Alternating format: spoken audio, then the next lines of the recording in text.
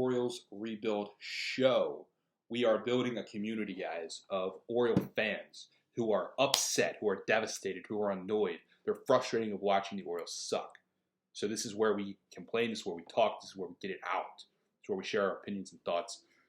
My name is Ryan Eng, coming from Miami, Florida, and today I'm talking all about the Oriole pitchers, just the pitchers on the active roster as of February 25th, 2020. We're going to break down their history of work. We're going to break down their pitchers, what I think their chances are of making the active roster, and if any of these guys on the active roster as of today are going to be a part or should be a part of the long-term rebuild of Baltimore. Let's get into this.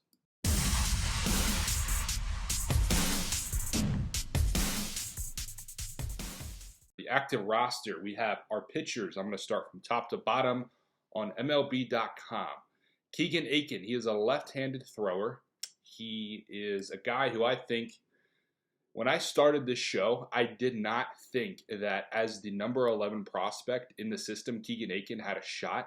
The more I watch spring training games, the more I think this guy is going to be on the roster. This guy is going to be pushing for a back end of the rotation kind of situation for Keegan Aiken. He was a second-round pick, 54th overall in 2016. A guy who has looked pretty good the first 3 games of spring training. I think personally that he has the best fastball outside of Alex Cobb and outside of Alex Cobb and David Hess. I think he has one of the better fastballs on the pitching staff on the active roster. I continue to do that. Shawn Armstrong, number 43, who I think, again, will be on the active roster. Not going to talk too much about him. We know his history. We know his workload. Brandon Bailey, this guy, when you go into his bio, if you would, his summary, he's a guy, look, I mean, he's been with Texas. He's played in the minor leagues.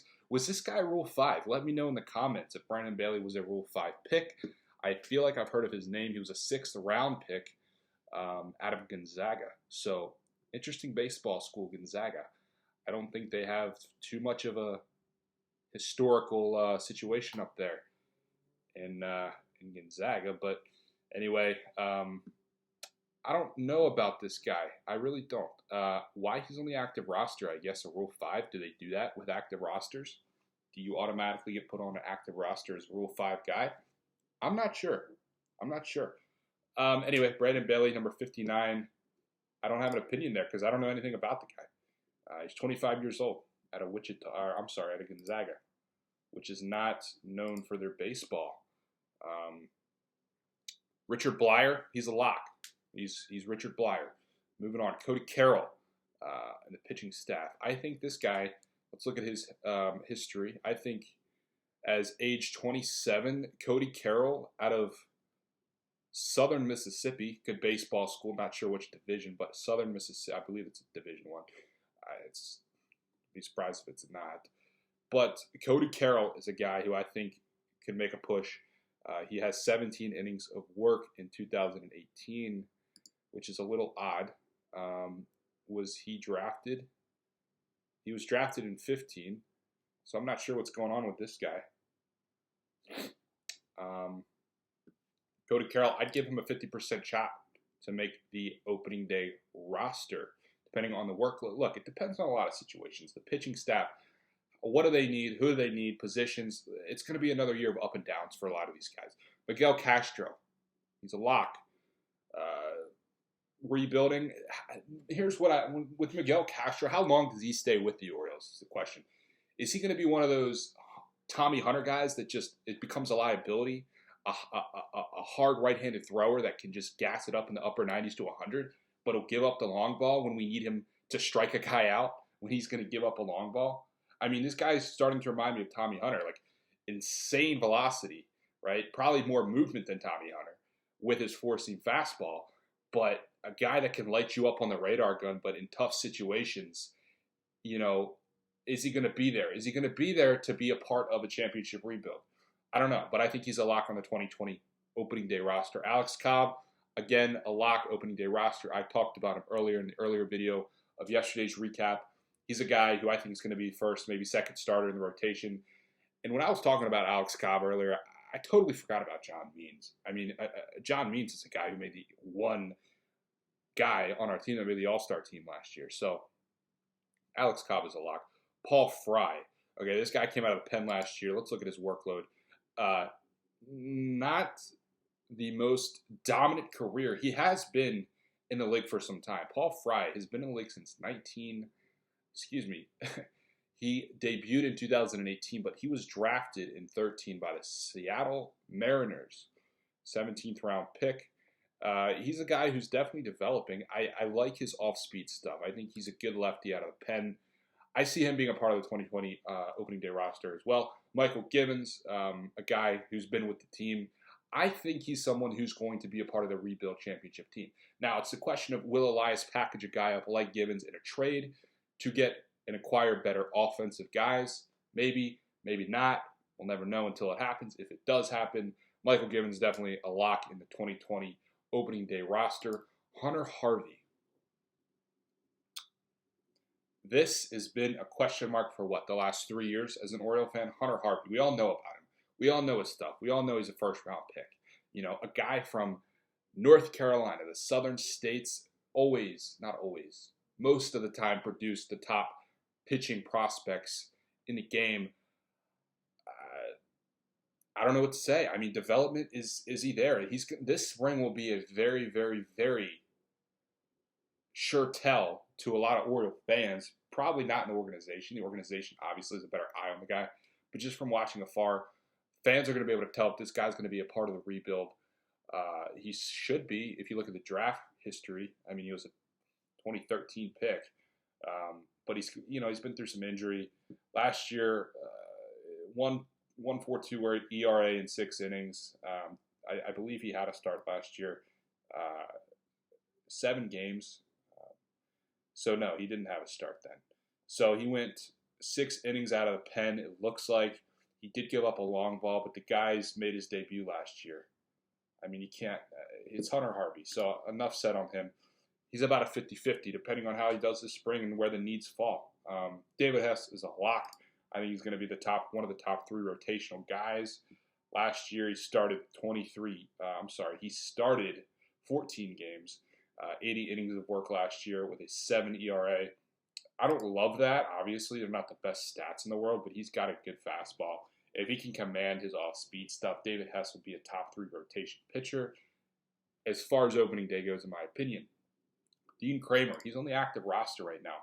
Never heard of the guy. 24 years old, 14th round pick out of the Dodgers organization in 2016. Dean Kramer, not too much on his resume. He has not made his major league debut yet, so it's a guy to watch. Dean Kramer, again, don't know enough about him to make to have an opinion. I mean, the guy's a 14th round pick out of California, younger guy, 22, 23 years old. Dean Kramer. Travis Larkins, this guy got touched up yesterday in his first outing of spring. Last year, he made his debut in April for, looks like the Boston Red Sox. Yeah, made his debut last year. Travis Larkins for the Red Sox. Just based on the history and the resume, I'd give him a 50% chance to make the team. Not based on yesterday's outing, that's for sure. But he's a guy who I could see making a push. Where are we? John Means. Do I have to say anything? He's an all-star. Evan Phillips. He's a lock. Evan Phillips. Another guy out of the pen last year. Was he out of the pen last year? He was not. I'm sorry. Yes, he was. He had an 0-1 record. Kind of threw me off there. I'm not up to date. I didn't watch enough Oriole baseball last year to really have a good look at a lot of these guys. Michael Rucker. Evan Phillips, again, I'd give him a 70-80% chance. I don't know who knows? I think so, just because he's been on the team, and they wouldn't have re-signed him if they didn't want him to be a part of this 2020 roster. They probably liked what they saw out of Evan Phillips last year. Michael Rucker, a guy who has not made his debut out of Birmingham Young College, 11th round pick in 2016. He is a guy who has not made his debut again. He's 17-14 in the minors, with dating back to 2016. See how he does this spring. Depending on where the Orioles would need a guy like him, he's a right-handed pitcher, 6'1", 195, 25 years old. Like, the older these guys get, not that 25's old, I'm 21. The older these guys get, the less of a shot teams like the Orioles, even in a rebuilding phase, are going to give them. I mean, nothing against Michael Rucker. I'm just, throwing that out there. Tanner Scott, guy who's been with the team for a couple of years now. Look, this guy surprisingly has been with the team since 2017. Sixth round pick, 2014. He was drafted by the Orioles. Been in the system. I mean, you go all the way back to 2017 when he made his debut. The guy has a career ERA of 4.76, 4.76, 4.76 ERA. Let me get these baseball terms back in my head. Been a long football season, guys. Tanner Scott, I mean, you look at his history, his resume. I think he deserves to be on the team, if that's a thing. It's going to depend how he does this spring. I mean, the dude's been with the team, so I give him an 80% chance to make the opening day roster. I hope he does. This dude's a lefty out of the pen that has upper 90 stuff with movement. If he can get his control in a consistent place, Tanner Scott's going to be a backhand horse for anybody. Cole Stewart, a guy who has thrown this spring as well in the early stages of spring training. I don't know what to say about this guy. He's a first-round pick, I could say that, 2013, fourth overall in the 2013 draft, which was, I think, a pick either before or after Clint Frazier. And anybody watching knows who that guy is. So, look, Cole Stewart is a guy who I think, at 25 years old, should be with the Orioles on opening day. He's a righty. Looks like he's going to be a back-end guy. I'm not really sure if he's a starter. I'm just looking at these stats. I don't know. Cole Stewart. It looks like I'm looking at his spray chart. From a catcher's perspective, he works the outer side of the zone, so that's a good thing, especially on lefties, because that means he can come low and in, or low and away to a righty. I don't know. Look, I don't know enough about Cole Stewart, just over looking at his stats. Career ERAs, 4.79. 62 innings of work. I like that resume. Let's see how he does this spring for Cole Stewart. Cole Sulser, number 54, Cole Sulser, 29-year-old, out of Dartmouth. He made his debut last September, looks like as a part of the Indians. Tampa Bay. He was drafted by the Indians. 7 1/3 inning of work. He has a no ERA with 9 strikeouts.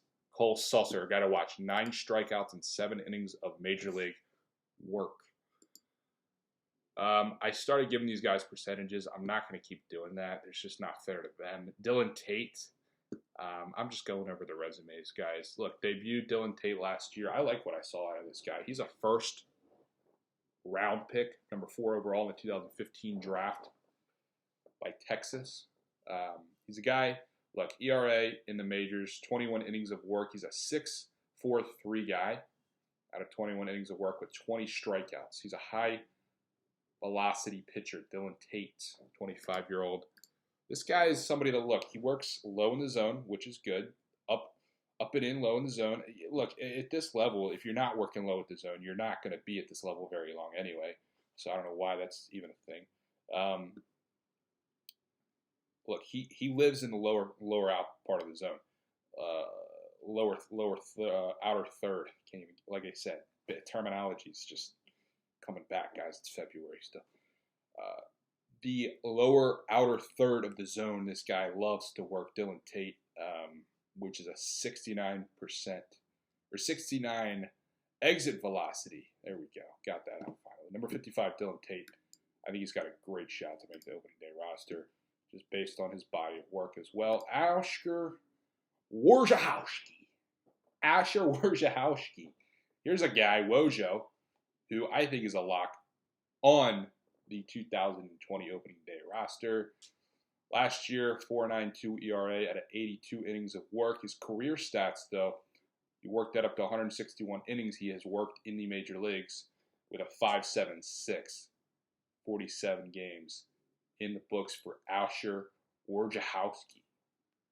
I think that's a lock on the 2020 opening day roster. That's the pitchers, guys. That is the active roster pitchers on the 2020 spring training Orioles roster. Those are my opinions. Those are my thoughts. Broke down some stats for you guys. We'll see what happens. You know, the spring's a long spring. It's almost 6 weeks when you factor in everything. 7 if you look at the pitcher schedules. It's pretty crazy. So, guys, that's all I got. We'll see what happens, and we'll stay up to date with everything. We'll keep you guys updated. Grab your Support the Rebuild tees. Link in bio. Merch is going fast. Grab them. Be a part of the community. Grab the t-shirts. I don't have mine on right now, but they're fresh. They're nice. We've got 4 different colors. We've got gray, white, black, and orange. So they're very fitting to the occasion. Support the Rebuild. Link in bio. Link in description. Grab the merch before they sell out. And hop on, guys. If you want to talk to me, I have my first guest scheduled for tomorrow. If you want to talk to me, let's talk. Let's talk Oriole baseball. Let's support the rebuild in 2020.